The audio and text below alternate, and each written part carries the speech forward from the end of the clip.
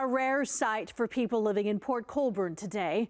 A Titanic-era ship that's more than 100 years old is on its way to Kingston and making stops in Port Colborne, St. Catharines and Hamilton.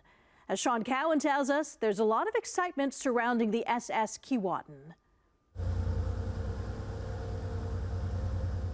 This ship is 2 years older than the Titanic, and it's still getting a lot of attention. Titanic-era, basically, is the first thing I think of. I'd love to see inside. My grandparents came over on a boat exactly like that.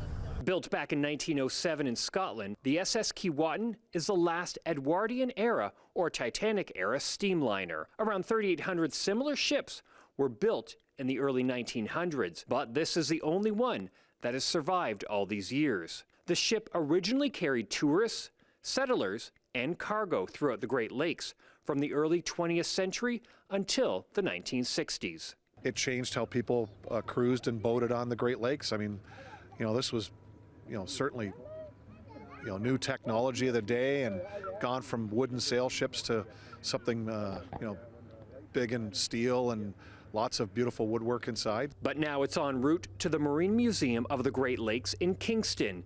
It was a donation from the ship's current owners, Skyline Investments. The ship is getting a little help as it makes its way through the canal. She is what we call a dead ship, which means there's going to be two tugs pulling her and pushing her down to the system. So I did ask if I would be able to get on the ship and have a tour today, but I was told because of the age of the ship, it's just not safe. And if I did manage to get on, I wouldn't be able to get off. Before docking in Kingston, the ship will undergo major renovations. Hamilton's Heddle Shipyards will be completing a significant portion of this work. I think I'll check it out when I go to Kingston. In Port Colborne, Sean Cowan, CHCH News.